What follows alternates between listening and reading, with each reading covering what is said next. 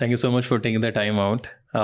Before we go into the subject matter, मुझे थोड़ा सा अगर आप अपना background बता सकें कि आप कैसे in the world of this doctorship वाली side पे आप आए हैं. वो सब कहते हैं ना, मुझे बचपन से शौक था. मुझे बचपन से शौक नहीं था. Okay. लेकिन थोड़ा सा एडवांस चाइल्डहुड में, like when I was 10 years old. So I had a cousin who was very sick. We lost him and that was the thing कि Okay. कोई डॉक्टर होना चाहिए था. बेसिकली जिसको कहते हैं ना, अपने किसी प्यारे को देखकर. और जब आप आई हैं मेडिकल में, सो उसमें भी एक तो शुरू में like it's a general physician वाली साइड है, फिर उस वहाँ से स्पेशली आपका focus towards like specially women health, वो कैसे एक शुरू हुआ? So I wanted to be a cardiologist or a cardiac surgeon when I came into medical college. और मैं अम्मी अब्बू से ये वादा लेके गई थी कि मैंने तो इसमें जाना है, तो मुझे कोई ना कहे कि हर लड़की को लोग कह देते हैं गायनी में, ऑप्स में चले जाओ. तो my mother and my father माशाल्लाह से हमेशा सपोर्टिव रहे. कभी भी नहीं कहा कि जो जैसे. तो थर्ड ईयर में होता क्या है कि तमाम स्टूडेंट्स के वार्ड ड्यूटी स्टार्ट होती हैं. तो इसी तरह हर जगह का ना आपको थोड़ा थोड़ा एलिमेंट दिखाने के लिए. तो गायनी ऑप्स के वार्ड में गए, तो लेबर रूम में गए जहाँ पे डिलीवरी हो रही है. तो वो actually I am a very proud graduate of Bolan medical college Quetta. तो वहाँ पे लेबर रूम में 3-4 इकट्ठे केसेस डिलीवर हो रहे थे. और कोई इमरजेंसी आई तो डॉक्टर भाग के बाहर चली गई, एक टेबल पे नर्स आ गई. Simultaneously both women who were on the table started delivering.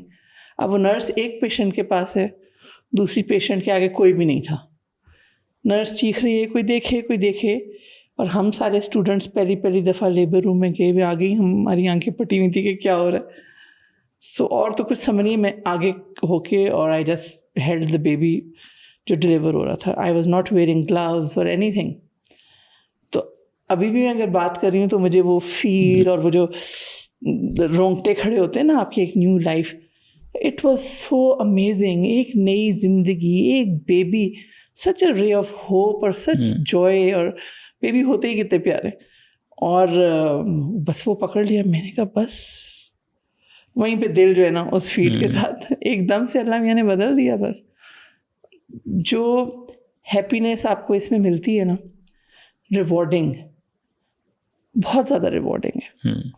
तो बस फिर इसलिए इसको डिसाइड हो गया वहीं पे उसी दिन और थोड़ा इसी सा को करना है. और थोड़ा सा बताएं कि जो ओवरऑल हमारे हॉस्पिटल्स हैं, आपने तो आई एम श्योर काफ़ी वो काम किया है, और स्पेशली जब ख़वातीन की हेल्थ के ऊपर हम बात करें. So in terms of the facilities, obviously we know कि एक तो हाई एंड आपके पास फैसिलिटीज़ हैं, बट ज़ाहिर हर बंदा नहीं जा सकता. But generally in Pakistan, like how is the landscape? Government obviously hospitals लोग प्रेफर करते हैं, सस्ते हैं. एक ये भी परसेप्शन, मतलब एटलीस्ट मैंने सुना है कि जी डॉक्टर सबसे अच्छे वहाँ होते हैं. तो बहुत से लोग जान के भी जाते हैं जिनके पास पैसे हैं भी कि यार ठीक है लेट होंगे, सारा कुछ होगा, बट डॉक्टर बहुत अच्छा वहाँ मिलता है.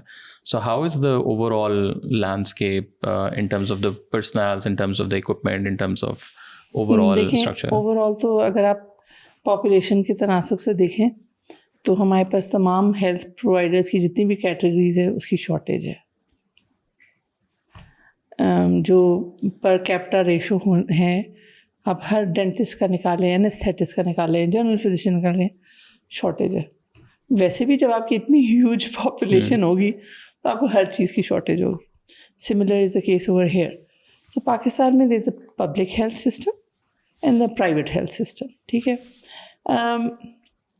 गवर्नमेंट हमारी ने जो लोड उठाया हुआ है उससे ज़्यादा प्राइवेट सेक्टर ने उठाया हुआ है.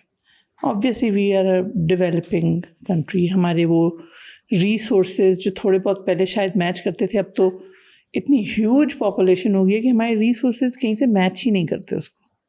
ठीक है. तो obviously government can not cater alone.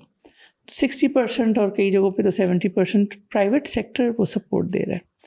दूसरी बात, जो पब्लिक सेक्टर है, डॉक्टर्स हर जगह पे अच्छी सर्विस देते हैं. पब्लिक सेक्टर में होता है कि जो टीचिंग हॉस्पिटल्स हैं, ऑब्वियसली क्योंकि वहाँ पे फ्लो बहुत ज़्यादा है, आपका एक्सपीरियंस बहुत ज़्यादा होता है, आपका एक्सपोजर बहुत ज़्यादा होता है. एंड देन टीचिंग फैसिलिटी चाहे पब्लिक हो चाहे प्राइवेट हो, is always good because वहाँ पे state of the art facilities, teaching, protocols, guidelines, her cheese follow होती है, पढ़ाई भी जाती है, तो then that is followed. हाँ, जो हमारा facility wise in terms of equipments बहुत ज़्यादा deficiency है. फिर equipment आ गया, कितनी जगहों पे मैं जानती हूँ कि equipment पड़ा हुआ है लेकिन trained staff नहीं है, या equipment है लेकिन हमारे आपको पता है electricity के कितने issues हैं. Equipment है, generators नहीं हैं, lifts लगी हुई हैं, buildings बनी हुई हैं लेकिन नॉन फंक्शनल हैं, सामान स्टोर्स में पड़ा हुआ सड़ रहा है. कुछ तो सोचना पड़ेगा. ऑलरेडी हम काफ़ी आगे चले गए यार. 25 करोड़, 24 से 25 करोड़, मतलब ये कहने की बात है. 5th populace country of the world, और अल्लाह ताला ने पाकिस्तान को बहुत कुछ दिया है जिसमें ये आबादी भी शामिल है.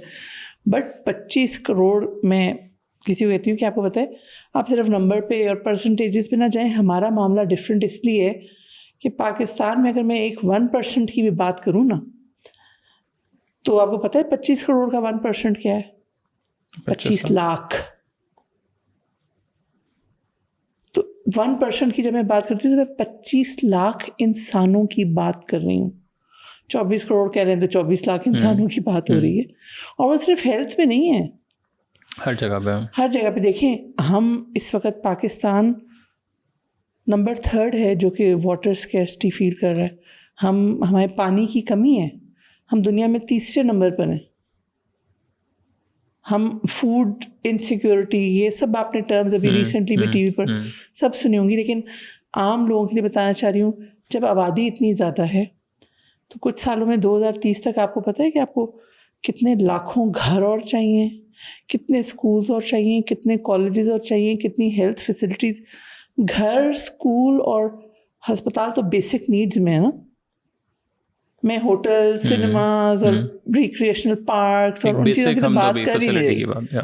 हालांकि वो भी एक एनवायरनमेंट के लिए, हेल्दी ग्रोथ के लिए बहुत ज़रूरी है. पानी, बिजली के जो इश्यूज़ हैं, हमारी डिमांड इतनी ज़्यादा है, हमारे रिसोर्सेज हम बैलेंस कर ही नहीं पा रहे हैं. कैसे करेंगे? अब हम प्लान कोई प्लान बनाना पड़ेगा ना हमें, लेकिन हम उसके मुताबिक नहीं सोचते. तो ये सारी, वो सब कहते हैं ना पाकिस्तान का मसला करप्शन है, पाकिस्तान का मसला इकॉनमी नहीं. पाकिस्तान का मसला ये बिग पॉपुलेशन है. वो पॉपुलेशन जो अपने रिसोर्सेज से बहुत ज़्यादा बढ़ चुकी है.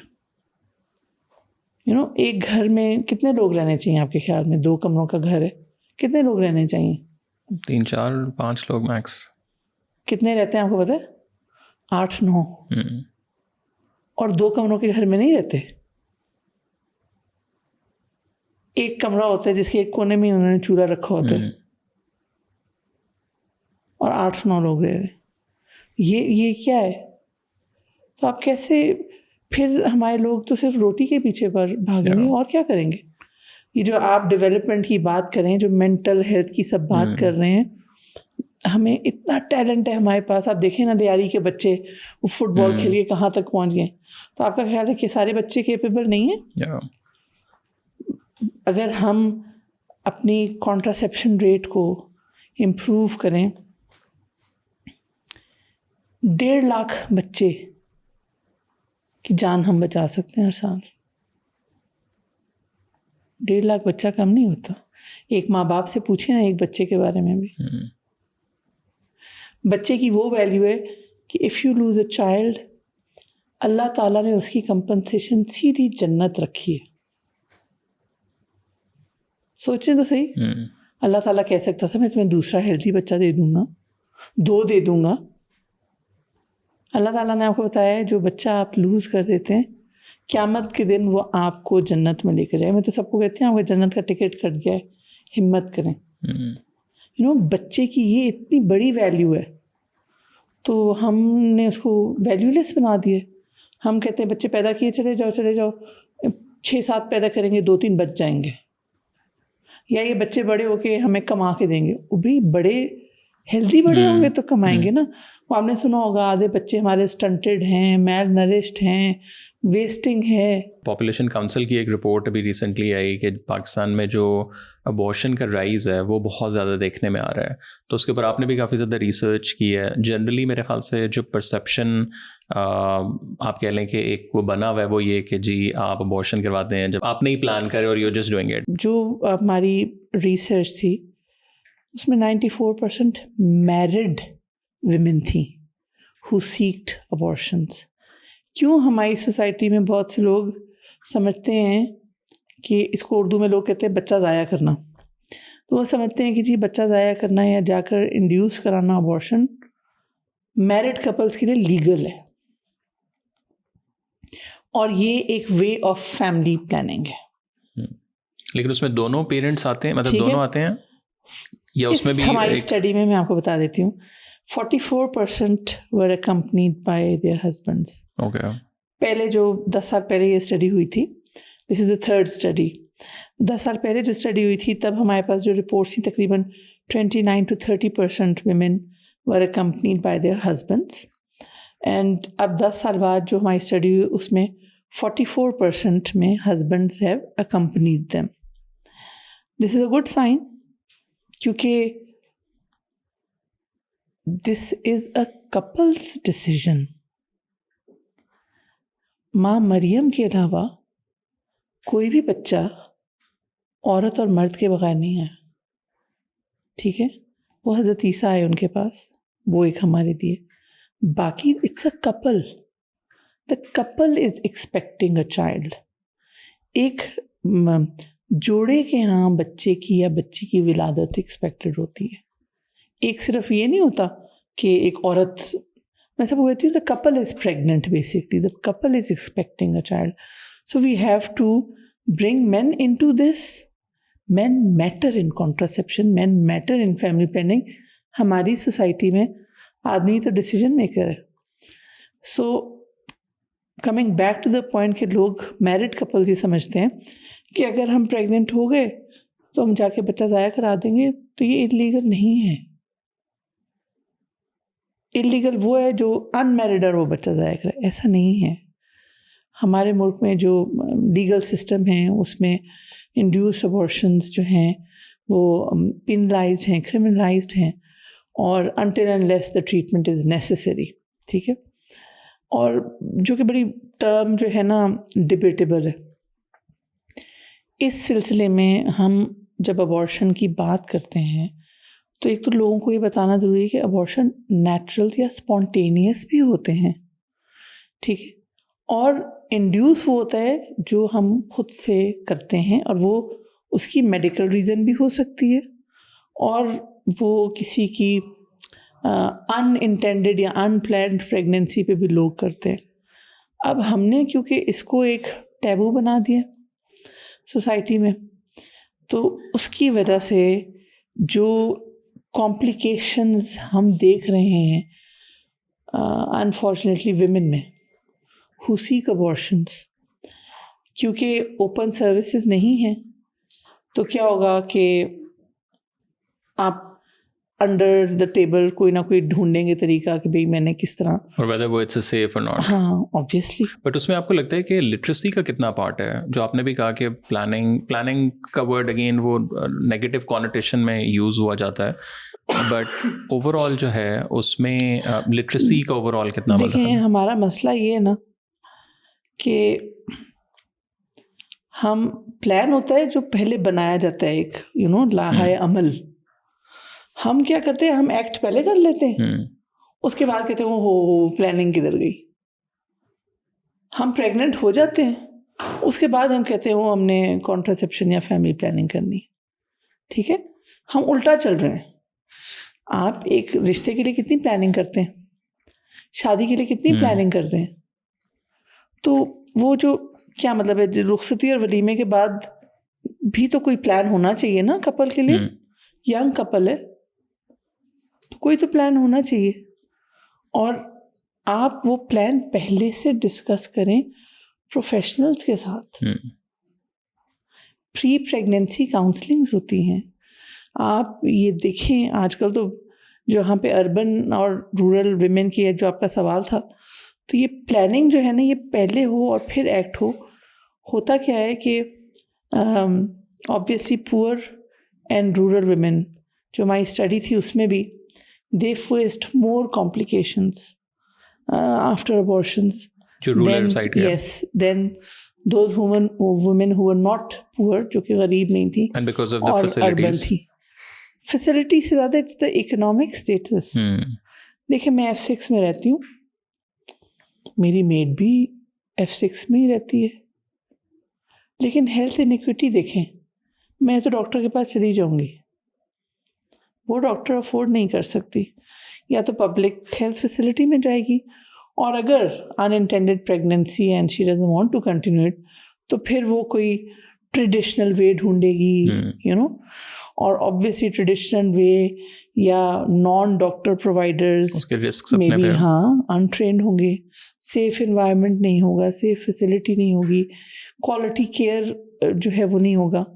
तो फिर these women, 30% of these women end up in complications. 30% is quite a. मैंने आपको कहा ना, एक परसेंटेज याद रखना कि पाकिस्तान की 25 करोड़ अवाम का 1% मीन्स 25 लाख अफराद.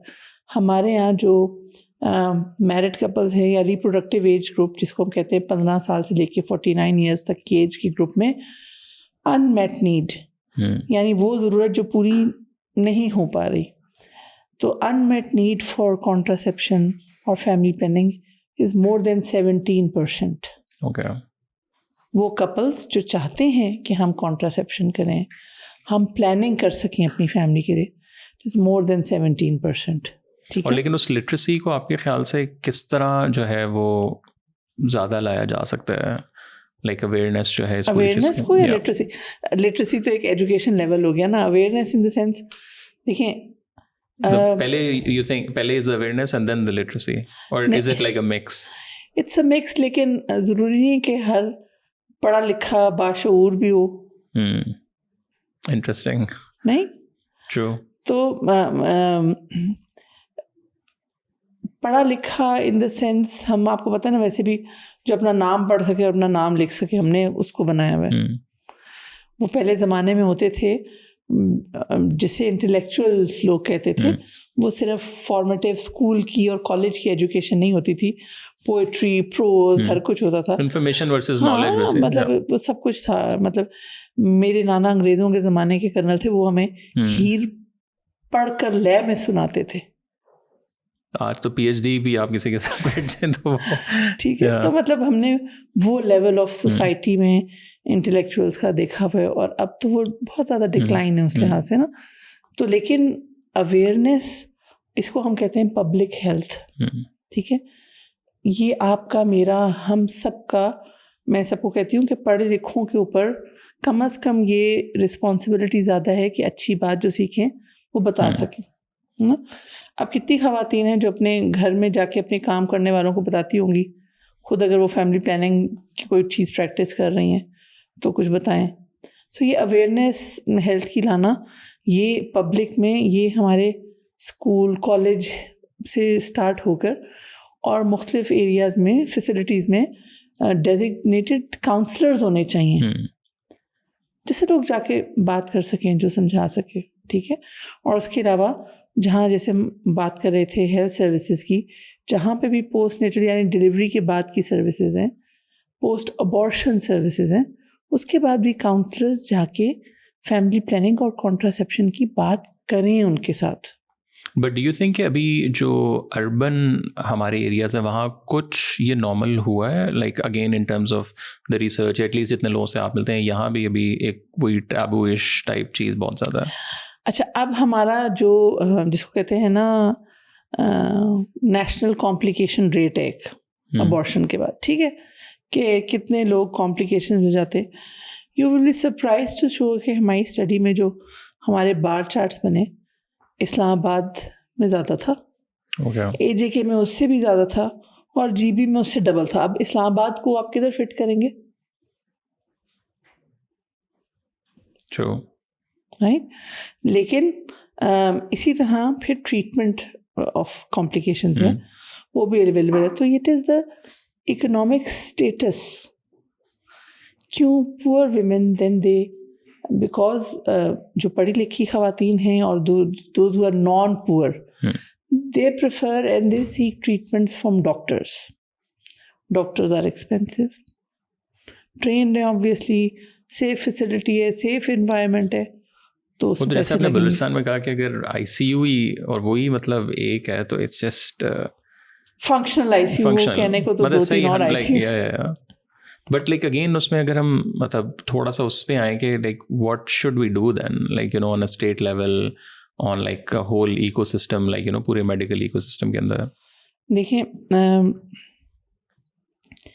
जो हमारी स्टडी है ना, वो हमें साथ बहुत सारी चीज़ों के अलावा ये बताती है, जो पब्लिक हेल्थ फैसिलिटीज़ हैं, जब लोग पोस्ट अबॉर्शन कॉम्प्लिकेशंस फेस करते हैं, more than 50% prefer to go to public health facility.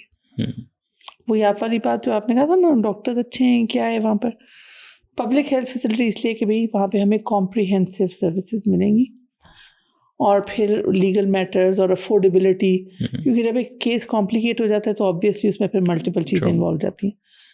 But sadly 50% से ज़्यादा public health facilities are not providing the quality of care that is WHO recommended.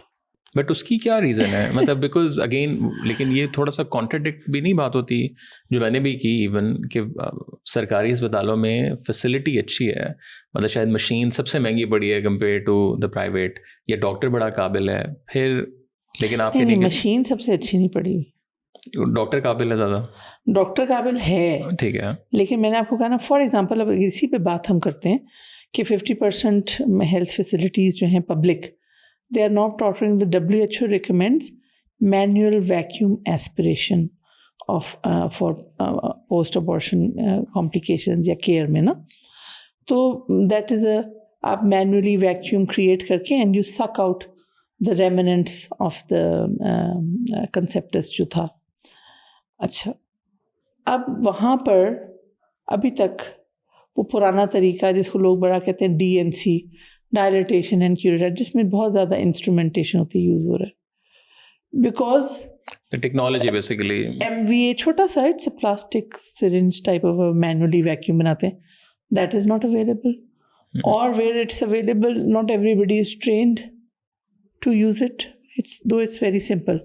So we need to increase trainings of providers, not just doctors, all the health facility care providers who are there, who facilitate in providing women health care. Plus हमें even जो, क्योंकि abortion में medical abortion भी होती है, अगर एक खातून मेरे पास आ गई है या कहीं भी रिपोर्ट उसने किया है कि मुझे स्पॉन्टेनियस अबॉर्शन हो रहा है, ब्लीडिंग हो रही है, ये वो ज़माना नहीं है कि हम कहें आओ आपकी DNC कर दें. No, there is medicine available. So हम कंजर्वेटिव मैनेज करते हैं कि हम नॉन इन्वेजिव मैनेजमेंट करें, ठीक है. ओवर द काउंटर बहुत सी कंट्रीज़ में वो मेडिसिन अवेलेबल है, सेल्फ केयर में वो मेडिसिन आती है, और वो उस मेडिसिन का यूज़ हमारी स्टडी के मुताबिक उसका यूज़ इंक्रीज़ भी बहुत हुआ है. ऑब्वियसली गोली खाने और मसला हल हो जाए तो आसान बात है, लेकिन ऑब्वियसली वो गाइडेंस के साथ होनी चाहिए कि क्या डोज है, कितनी है, कब खानी है, ठीक है. लेकिन वही आप जो मेरा question connecting to what you said is कि क्या पॉलिसीज होनी चाहिए गवर्नमेंट लेवल के ऊपर, या what are your sort of recommendations? एक तो सिर्फ एक पॉलिसी, जो गवर्नमेंट का काम पॉलिसी नहीं, और बहुत सारे भी काम है, लेकिन एक पॉलिसी में जो हमारे लीगल एम्बिग्विटीज़ है ना, वो क्लियर होनी चाहिए. ये अबॉर्शन को टैबू ना बना लें.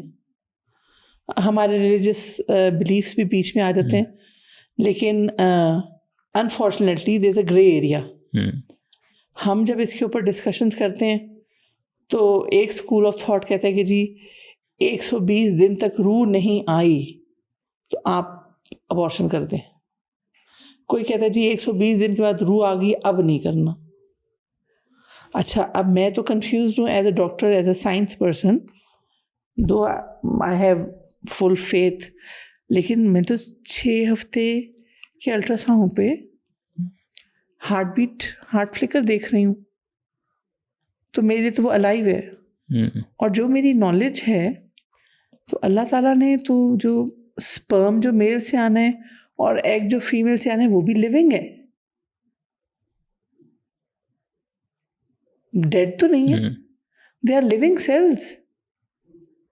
तो फिर ये रूह वाला कॉन्सेप्ट वहाँ पर जहाँ उनको सूट करता है तो उसका कॉन्सेप्ट आता जाए, क्योंकि अनफॉर्चुनेटली इस सोसाइटी में हिपोक्रेसी है। वही जो चैम्पियंस बनते हैं इन बातों के, अपनी अनइंटेंडेड और अनवांटेड प्रेगनेंसीज को डील करने के लिए हमारे पास आते हैं।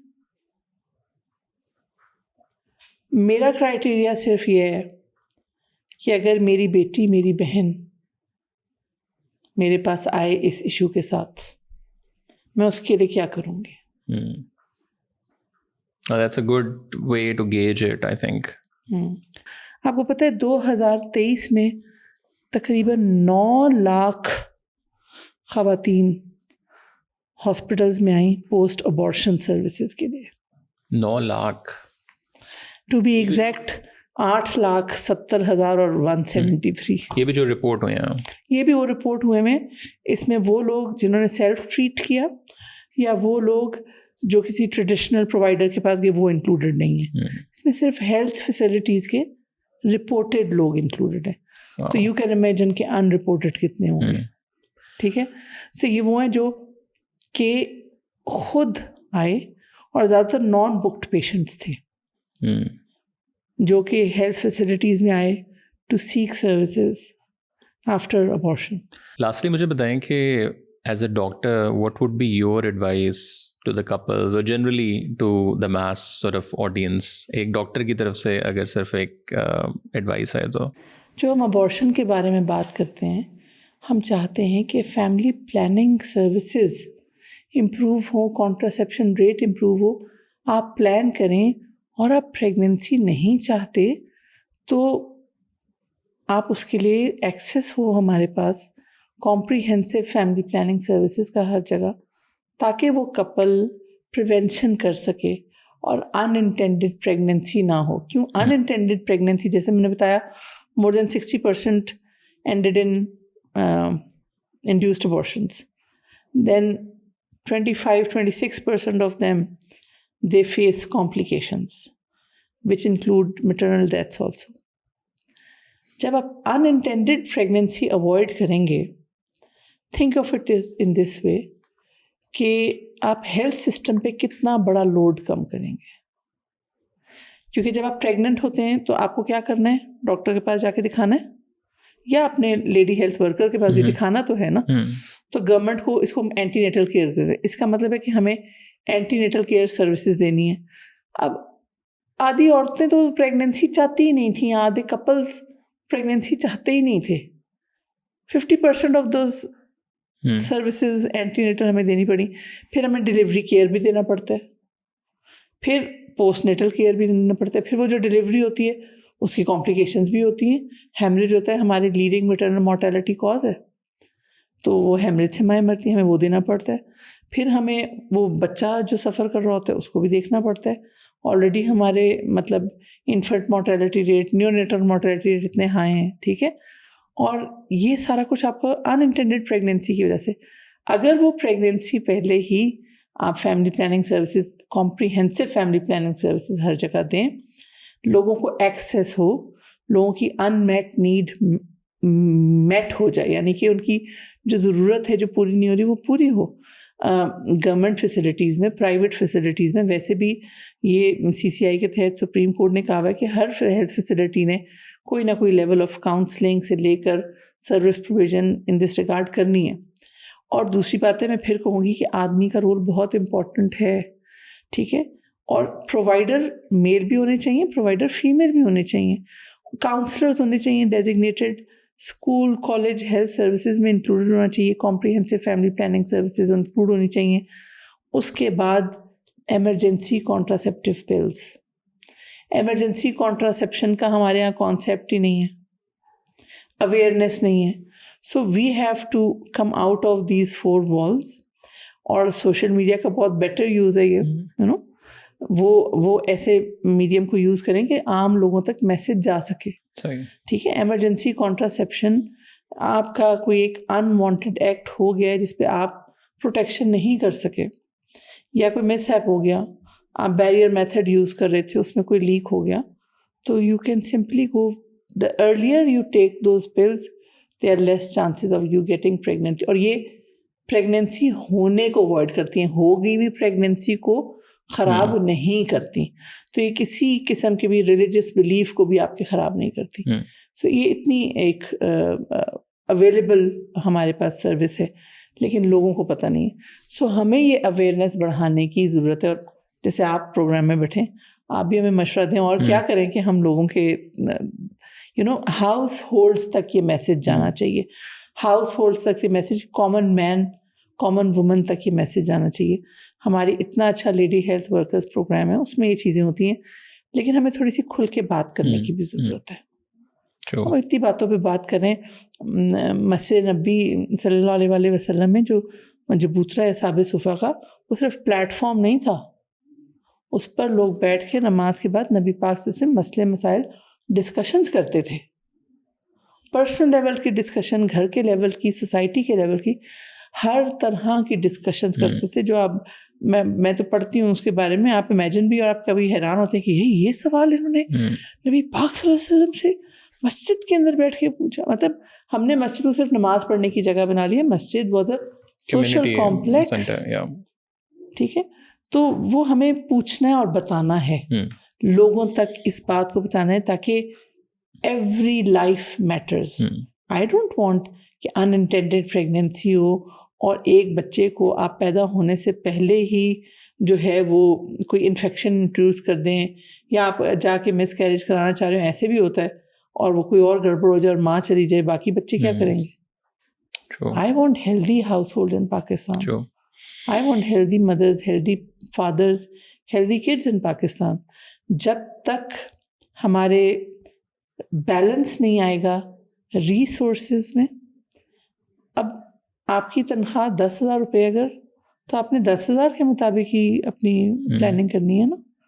और लेकिन 10,000 में कितने लोग खाना खा सकते हैं?